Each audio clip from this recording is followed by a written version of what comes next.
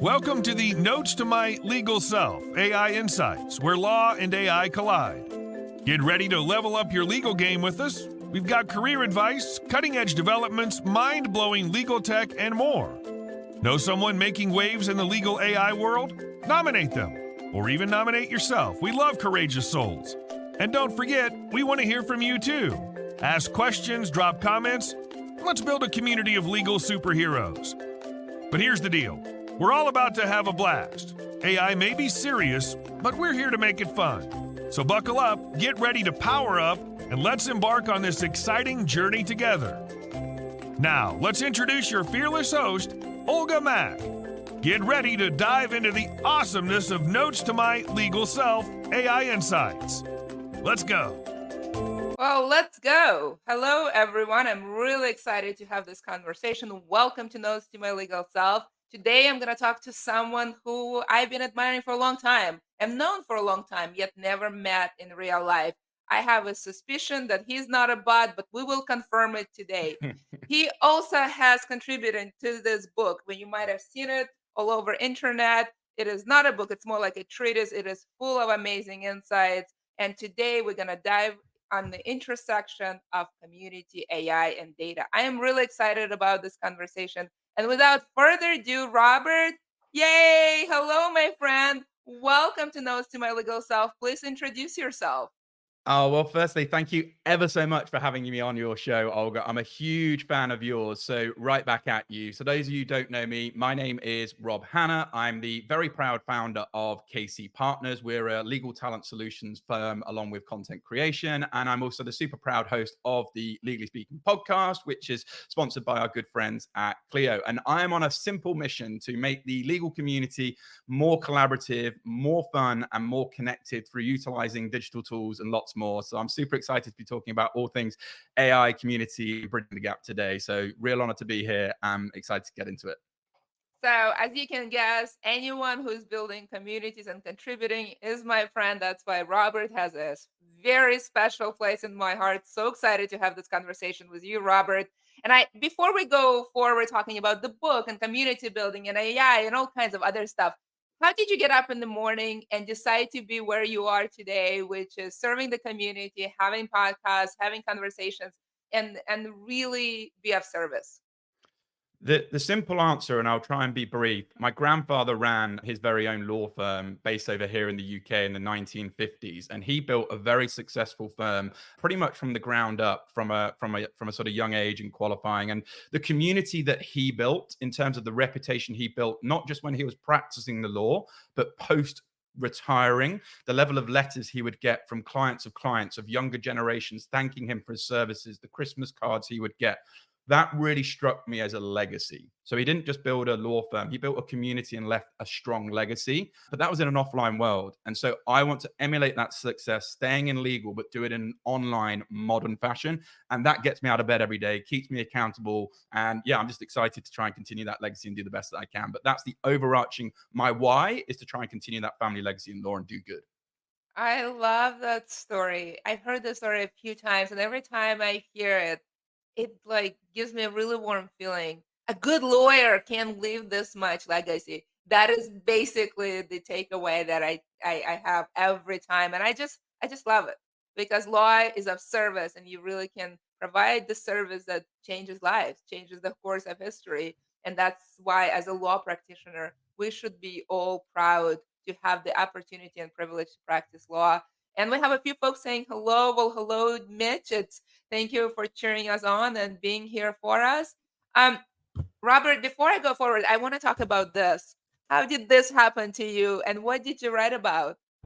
Yeah, well, firstly, I have to say thank you to you, Humira, and everyone that's been involved because it's been an absolute pleasure. And I also just want to say a quick hi to Mitch. He's also been a good mentor of mine. I'm probably going to mention him throughout this conversation. So good to see you, Mitch. Appreciate you tuning in. But I was talking about unlocking your legal team's potential. So guys very kindly reached out. As you know, I'm an active community member. I'm always keen to try and share value. When I heard about the project, I just had to be in. I think the level of collaboration across continents, across so many different time zones, putting this all together and the people involved, involved. I just had to be part of it. So I wanted to try and share my genius, which is all around legal careers, and also my thirst for sort of technology and operations. So that's kind of how it all came about. I have to be so grateful to this platform, LinkedIn, because this is how we all got connected. And I'm a big advocate of LinkedIn. I know, Olga, you're a LinkedIn top voice, richly deserved. I think it's just an incredible platform where you can meet people and you can make amazing collaboration. So if you're interested about sort of unlocking your legal team's potential when it comes to all things operations, please do go and give my chapter, it's chapter 12, a read in the book. And hopefully you'll get some good insights into ongoing career development,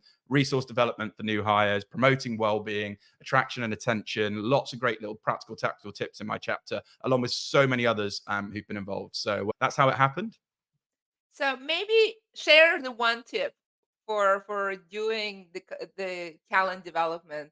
And before you do that, you have John saying hello from North Carolina, and you have mates, cheering you on and thanking you for being a great mentee and always being there for the community.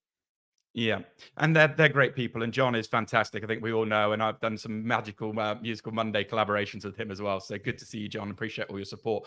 I guess my one tip would be really understand the importance of mentoring. I think in this time where we're going through transformative change in workplace environments, ensuring you have the right structures in place to carry people through, particularly if you're looking at automation, you're looking at operations, have a good mentoring system. And I'm going to be talking about this a little bit later on in terms of how AI can be a really good enabler of that. But that would be the number one tip. So to try and reduce stress, reduce and improve overall well-being, have really strong mentoring structures in place, and your teams will flourish. I love that. Never underestimate the importance of structure and a plan. That is such great insight. Well, let's dive into community building. And in the age of AI, tell me more. How can we use AI to make communities, specifically, I care about legal communities, thrive? Yeah, and you do a tremendous job of this, Olga. It has to be said. You definitely go above and beyond. Before I go into that, I just personally want to share that my view on community is the currency of the AI revolution. So what I mean by that is the speed of change that's happening. Like the tools that are coming out are going to get quicker, faster, redundant. Everything is going to change. You may lose your job, you may lose your business, but to survive and thrive, I strongly believe in the power of community. And it's been the number one game changer for me in terms of my entrepreneurial journey and running my business that I've leaned all into, because we're no longer in this B2B, B2C world. We're in this H to H, human to human connection world. And I honestly think AI can really help bridge this gap. So that's why I'm a big fan of community. In terms of some things that you can do, I'm going to keep today rather simple, Olga, because I'm all about reducing the overwhelm. I want people to go away and take some practical, tactical tips and implement some of the things from today. So let's just take LinkedIn, the platform we're here on today. You're going to get personalized content distribution from the likes of a LinkedIn. Okay. So AI is going to analyze your preferences, your behaviors, tailor your content. And basically, as a result of that, you're going to get a very relevant newsfeed. So if I take me as a user on this platform, through all the AI, all of the segregations, I'm getting legal news. I'm getting access to partners of law firms. I'm getting access to legal thought leaders. I'm getting access to legal tech startup entrepreneurs. And so that allows me to start a conversation, because any community to start and thrive needs to have a conversation, and the conversation needs to continue. So through actually using these personal data content distributions, you're ultimately able to drive conversations, make comments with people on the platform, build new connections, increase your personal brand, all of that great stuff. So I see it as a huge game changer when it comes to that sort of preferences. In terms of networking as well, you can just think of it simply. AI on LinkedIn, you're going to get recommended connections. You're going to get recommended events. You're going to get, you may see on your newsfeed now that you get a LinkedIn audio event. I think my good friend Mitch is doing a LinkedIn audio event later today. And this is a great way for you to then go and foster meaningful connections through utilizing, the AI that they're using behind the scenes on this platform to go and build community, make connections. So I'm just a huge fan of all of this tech and for using it for good and building community. I think you and I have this in common. I love LinkedIn. And we have very warm compliment from Mitch. Mitch, thank you so much. I hurt you too a lot. And then Oh, Jeff Cunningham is saying hello from Connecticut. He was recently on a show. That was a very good show. It was fantastic. Thoroughly enjoyed it. And we have John and Mitch again saying hello to Nicole. I think, Rob, I think it's fair to say we have a who is who joining us today in the audience. So great to see you all. Thank you for joining us. And I love your tips. I am a fan of of LinkedIn. I specifically love legal communities because this thing of building communities, small and big in law, is really prevalent because we thrive on peer-to-peer recommendations. I love that you call it human to human, peer to peer, whatever you call it, but there is a human involved somewhere. And yet, AI can make it so much better, faster, cheaper, even more thrilling. So tell me, what AI tools do you recommend, and how can this, H to H, P to P, whatever term you want to use in this world of legal can be even more thrilling and exciting?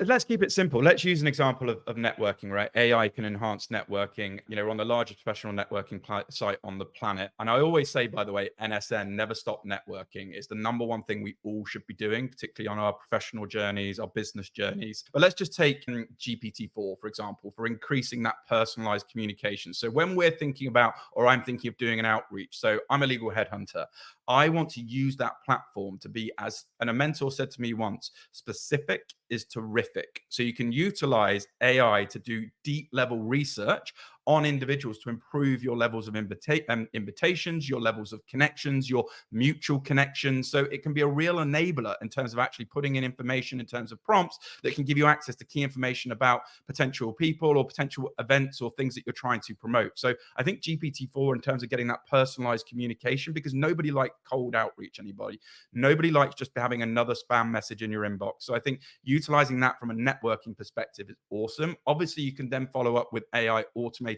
follow-ups. And I always say, and I think John Lindsay's listening here, fortune is in the follow-up. But one app, I guess one platform that I'm using or going to be using for my event over here in the UK, which, forgive me, Olga, I'm going to give it a quick plug. It's called the GBLO, the Great Big Legal Offsite. It's going to be a huge event all about future-proofing your law firm. And it's going to be a great fun. But check out Grip, because this is an event networking platform linked to AI. So what it can basically do is it can kind of dissect who you want to meet in terms of their professional backgrounds, their connections. And so when you're at an event, you know exactly targeted who you want to go and network with. So it's a huge time saver. It can give you the attendees profiles. So before you go to the event, you can really do as much research. So definitely go out and check out Grip. Big fan of that. I don't mind plugs, I know, but by the way, I I'm was not not. sponsored. I, I'm I not don't. sponsored by any of these, by the way. Just to caveat that. So I'm not sponsored.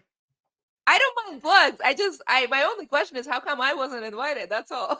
That's my only question. You were, John. We're going to try and fly you over. So Okay, watch well, this try space. harder because it wasn't communicated to me yet. How about that? I only have one question. How come I'm not there? All right. We're going to make it happen. Okay, that's a promise that I have on video, so it's enforceable, man.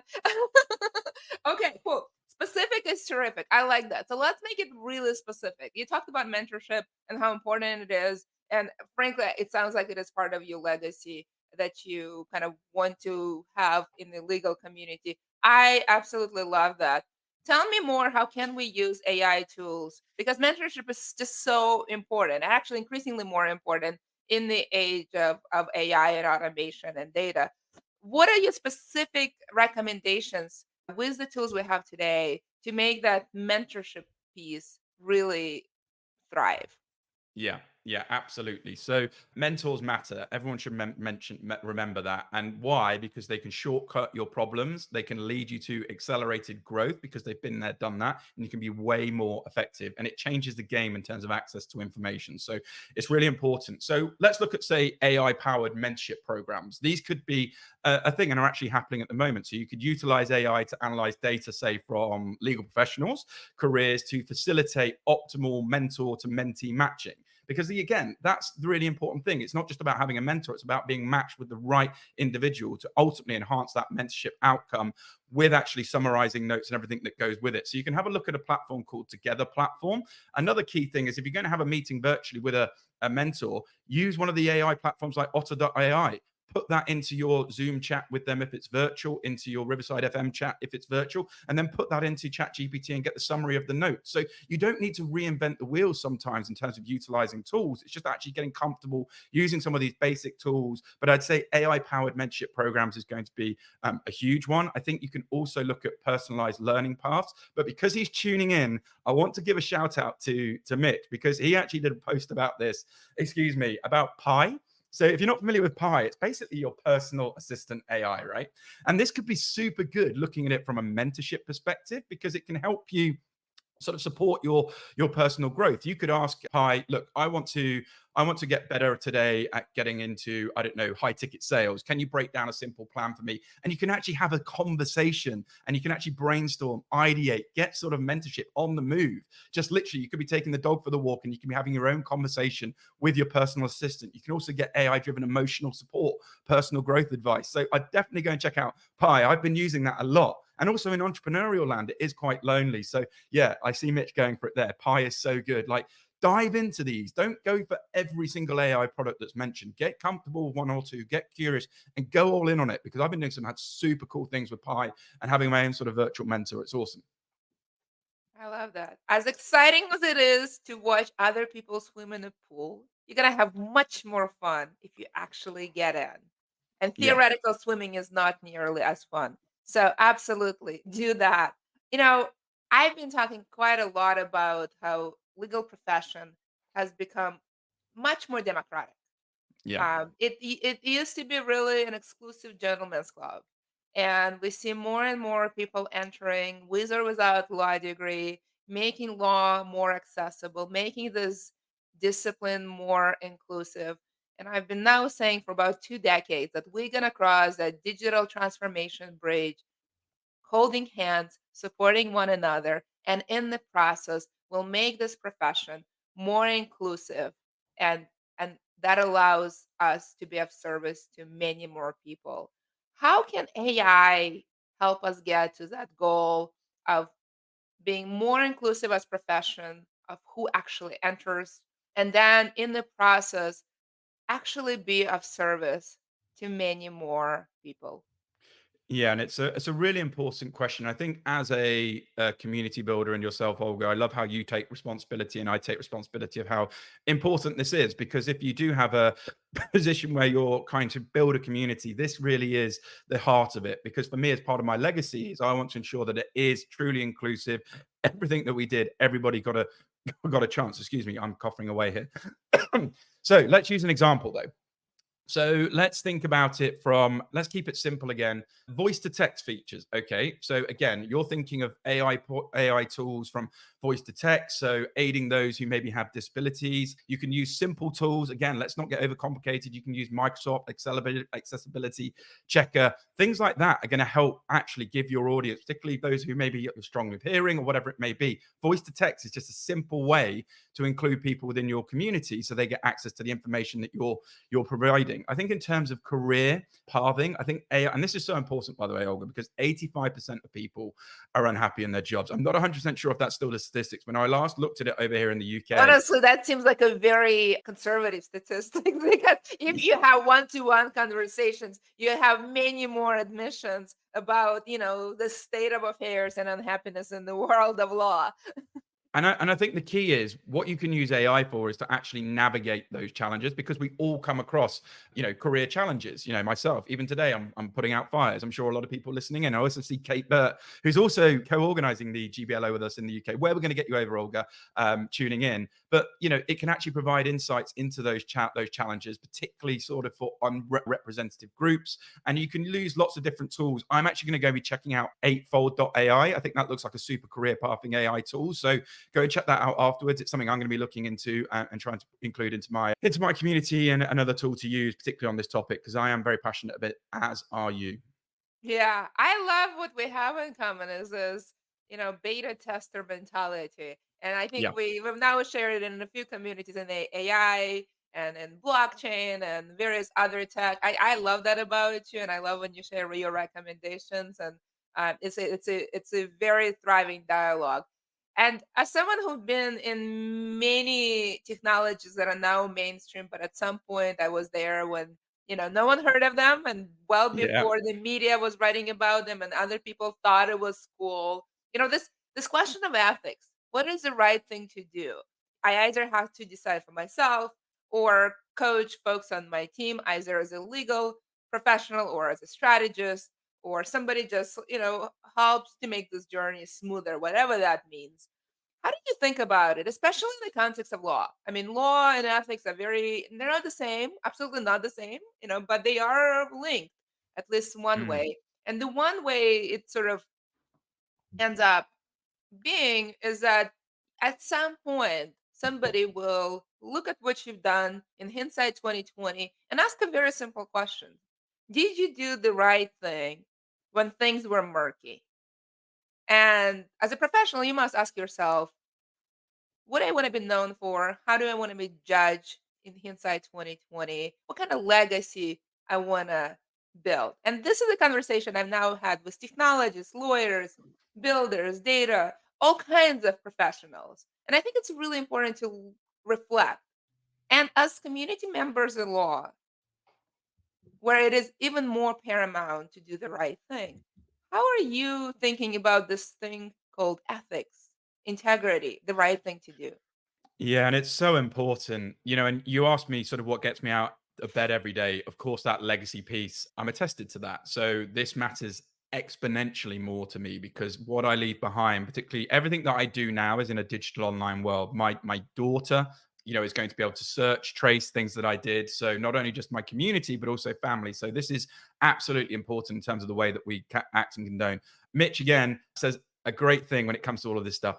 Do your due diligence. And it's so true, right? Make sure everything you listen to today, by the way, educational purposes, go away, but go and do due diligence. There might be a tool I've recommended that actually you don't think is 100% right for you, particularly at this point in time. That's absolutely fine. But thinking it from an ethical perspective, did you do enough due diligence at the start of the process and throughout the process to ensure you were a good actor, not a bad actor? And what is your underlying why?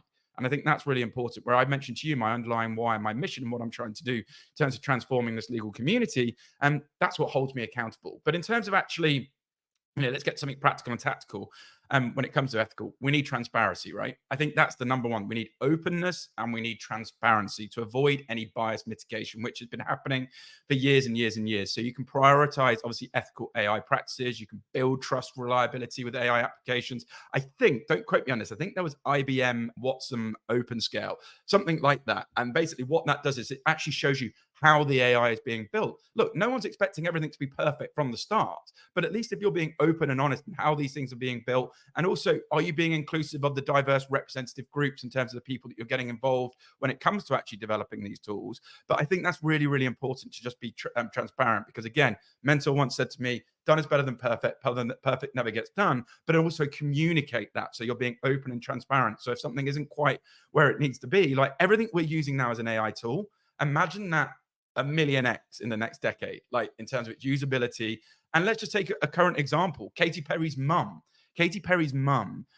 thought that her daughter was one of the photos recently that was generated through one of these AI photo generators. I don't know if it was like a Lensa or something like that. So we absolutely have to be ethical. We absolutely have to make sure we do our research and do our due diligence. So, this can have real consequences. So I'm a big advocate for this, but transparency, openness, and using tools like that hopefully will help. It looked pretty real, okay? I mean, and Yeah. I was watching Met Gala. I don't But know if that's the you worrying were. thing, right? That is the worrying thing. You think it from an ethical perspective, that is a real worry. Yeah, and that dress would have fit in. Did you watch Met Gala? Do you have a favorite dress? I do not. I do not. What's your Oh favorite my dress? God. You weren't looking Zendaya? I mean, come on. I She need to just get had out the more. best movie of all times.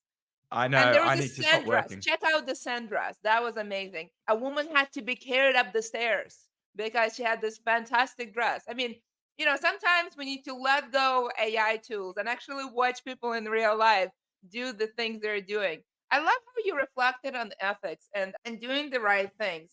I would say in law, legal professionals are hired at a minimum for two things. And I don't care if you have a law degree or you're a member of the bar, solicitor, or anything else, anyone in law, independent of credentials, is hired for two things. One, common sense. Yeah. It is not as common in the rest of the world, but within the legal profession, it should be fairly common. And two, judgment.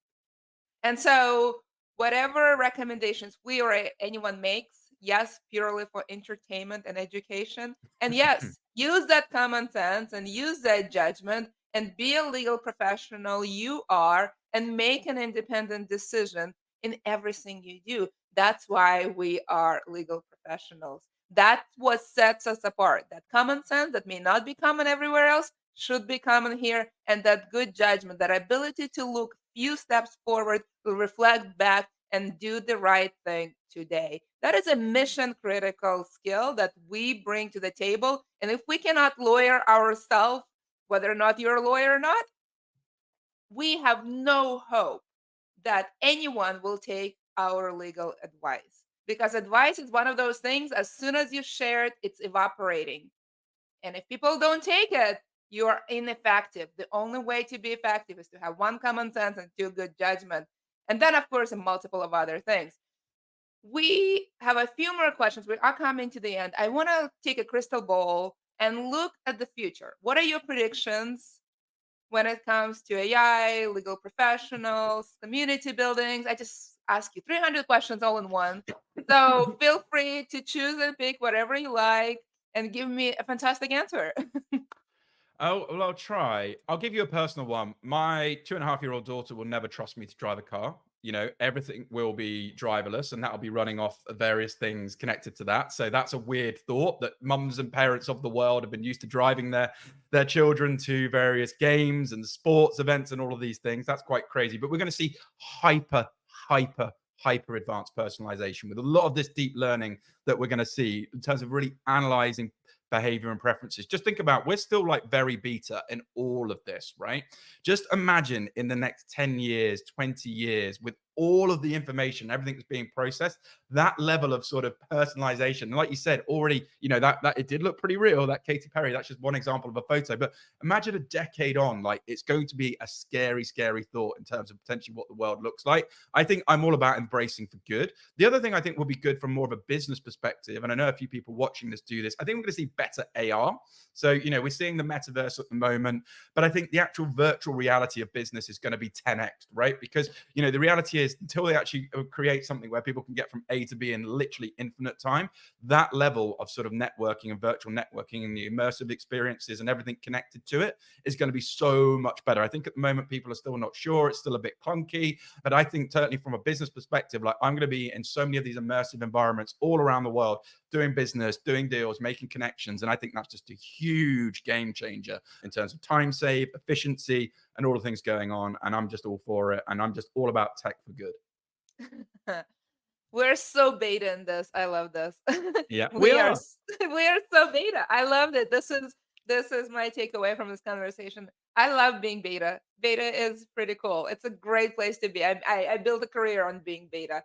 And yes, it's interesting how you talk about cars and I have teenagers. My daughters are a little older than yours. So I like how you have a confidence that she will never drive a car. I am not sure about it right now. I have very deep conversation. Will I give her a release to go get the driver's license? And I am telling her that she hasn't proven to me that she's responsible enough to be behind the wheel. And you can imagine how popular this conversation is and in my house.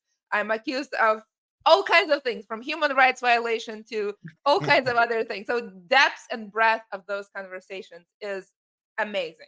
So I really look forward to the day where she won't have to drive, because then this way I won't have to make these decisions. But let's talk about things that you know quite a lot about. You know a lot about recruitment. You know a lot about sort of talent. And in that age of AI, how this business is transforming, how we're going to be making these decisions. There's all kinds of concerns. For example, there is a law in New York that requires the systems that automate those decisions to be much more transparent and requires an actual audit, which I Yeah. think will be a trend. And then there's all kinds of talk about how various recruitment specialists may or may not be needed and how their role will be transforming and changing. In law, as someone who deals with talent, as somebody who is squarely in the recruitment business across the board, what do you think? So, Olga, I'm going to tell you a little secret, and I don't think people have been paying attention. I said legal talent solutions and content creation world because our job as the legal recruiter is at risk, and I think it's naive not to think that. It's going to adapt, it's going to evolve. So, what did I say at the overarching start of this conversation that's going to win? things are going to change, but community is going to last the test of time. And that's why I've been all in on this, because, let's look at some of the basic things. You've got intelligent candidate screening now. AI can, and there are certain biases, and that needs to get improved. But, AI is doing a lot of that first level vetting. So that means, if you're a junior level recruiter and you're doing a first level sift of CVs that come in, there's no job for you there anymore. That's done. That's like part of the parcel. There's no value you can add there. I think if you're looking at automated behavioral matching as well, you're going to get AI algorithms that can assess candidates' soft skills with their cultural fit, with ultimately their demographic background as well. That's going to 10x that sort of, where people struggle in terms of, yeah, they're good, but we're not sure there's going to be quite the right fit for us. So, you're thinking as you as a consultant, like, where am I adding value here? Where am I going to be adding value? What am I going to be doing? So the other thing that I'm excited about, because recruiters ordinarily have been bad at marketing, right? And marketing is so important. I think AI driven recruitment marketing done well, particularly learning on all of these data sets, everything we said, that people are actually going to get pitched the right type of jobs. Like the amount of recruiters that will reach out to a corporate partner or a corporate associate with a litigation job, right? Just a horrible introduction, never going to build any trust, never going to build any experience. Like your ability to do really hyper engaged marketing and draw out those passive candidates, because the best candidates typically aren't actively looking. They're dormant, they're being looked after, they're busy being successful. So it's your job as the headhunter, if you want to get value to bring to your clients, that you need to entice those people away. So if you're really good quality marketing, where mostly it's been ignored for years and years and years, like you'll never get a high quality candidate typically applied to a job ad because they're busy being successful. I think that's going to change if you get these marketing strategies right, and you're going to be a lot better at ultimately activating people. So I am excited for AI. I'm using a lot of AI in my tools. I'm testing.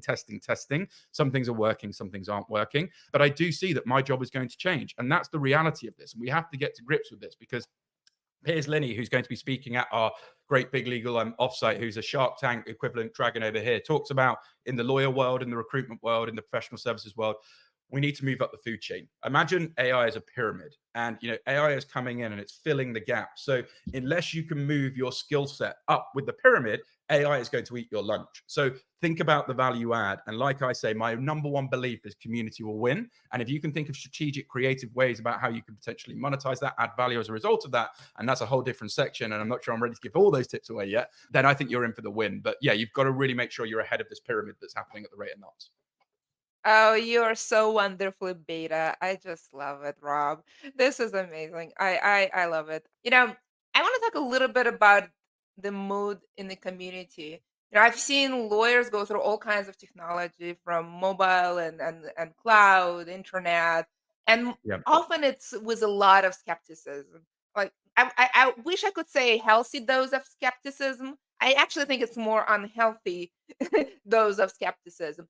AI is the first technology that I witnessed. It may not be the first technology, but since the world revolves around me, it's the first technology that I witnessed, where I would describe the mood as a combination of excitement and nervousness, the feeling that I call nervous sided. So there is still a dose of skepticism. I'm not sure if it's healthy or unhealthy. I'm just going to put a pause button on that, because I think I'll make that judgment retrospectively much better. But I'm curious, because you deal with a lot of legal professionals, about their skills, about their worries when they recruit on the sort of hiring side. Am I hiring the right talent? When you help them find jobs, am I getting the best job and the compensation? All of that. Do I have the skills to go forward? Will I have a meaningful job? Will I be able to have a lifestyle as good or better as the one I have today? All of that. And then reluctance, healthy or unhealthy, with sort of being a beta, test driving, doing all that stuff. How do you help them? How can you help them think through that changing world with a skepticism that is constructive and helpful to become better in the process, as opposed to destructive that holds them back and doesn't allow them to be part of the modern economy? Yeah, it's really important. I think whenever you're trying to overcome skepticism, you've got to think of WITFM. What's in it for me, right? So you have to put yourself in the individual shoes of who you're talking to, right? Because the reality is there is a lot of bad information out there. There are a lot of bad actors. So what should you do? You can do simple things. Let's start with some educational workshops. I know a lot of people here tuning in. They're conducting thought leadership groups. They have side communities. They're actually offering practical and tactical discussions discussions where people can get benefits of AI, but also the limitations, and you can be open and honest about that. So I think that's a really important point about actually having some educational workshops in place. I think highlight where AI for good. So where have been some of the success stories, rather than, how are they sharing and how are they solving a real world problem? And I'm sure we've been blown away by so many tools in terms of, wow, that is really solving a real world problem. Because if someone's being skeptical, then back it up with facts, back it up with something that's actually working and got a track record of working, and you're more likely to convince people. Because if it's just hearsay, it's just word of mouth, there's no substance to what you're saying, then the likelihood is you're going to continue to have that level of skepticism. But also, you can't always convince everybody. And sometimes, I want to be around people that have a growth mindset. So when it comes to a community, you want to make sure that you're diverse, you're inclusive, you're encouraging people, but energy is everything, right? So I want to be educating people that are open to learning, open to improve. Teach me something. Let's have a value exchange. And so if you're not getting that energy and, you're surrounded by skeptics, then you're probably not in the right sort of room in terms of actually getting information and growing yourself and actually learning over these. Because ultimately, the whole point of what I do in terms of entrepreneurship is what I describe, is I'm trying to overcome problems every minute of every day, of every hour, of every second, right? So, I want to be around the people in my community, and having conversation with my community can help me solve problems. So if I've just got people in my community being ever so skeptical, that's fine, but back it up. Why are you skeptical? Let's have an educational workshop. Let's have a discussion about that. Let's actually bring in some human interaction. Let's bring in some people that are certified, who've got experience in these areas, and talk about these things, rather than just sort of, that's just never going to work. And look, skeptics are everywhere. I'm sure we're all wishing, Bitcoin way, not to go back too far. But, I think I was doing the math the other day. If you had invested $1,000 back when it first started, you'd have 1.6 billion or something. So, you can be as skeptical as you like, but I would always say be curious, be open to learning, and be careful who you take information from. And be careful if you're just around people who haven't got a growth mindset, go in a room where you're around people with a growth mindset. Great stuff. So many gems. I am not even going to attempt to summarize it. This was fantastic, Rob. And unfortunately, we've come to the end. We've covered so much ground, from recruitment to being a beta tester to being part of the future to all kinds of other stuff. What is the one thing you want folks to take away or do in light of this conversation? It's very simple. Take action, right? Knowledge is great, but applied knowledge is better. So if you've just got one nugget from today, maybe you've disagreed with 75%, 80% of everything I said, but one thing connected with you, go and take action on that, okay? Because you're taking one step closer to potentially being more efficient, potentially improving your problems that you're having. So I'm a big advocate for taking action. So many people attend events, so many people do stuff, but then they don't do the connection piece. And I always say fortune is in the follow-up, right? So anything that you've heard today that resonates with you, go and take action on it. It might even be as simple as dropping me a DM. Hey, Rob, you mentioned this, but I'm not quite sure how it didn't quite land with me in the show. Like, can you tell me a little bit more? Whatever it is, but take the next step, because you're moving forwards, and we all need to be moving forwards, like myself included, because we cannot afford to stand still and be naive, particularly in the times that we're involved in. And getting part of the communities and be part of Olga's community, because you're a rock star. I love that. Well, thank you so much. I so excited to one day meet you in person. We've had this online relationship now for feels like forever. I feel like I know you. So I look forward to seeing you in real life, bigger than, pocket size. So exciting. And thank you for sharing all those tips.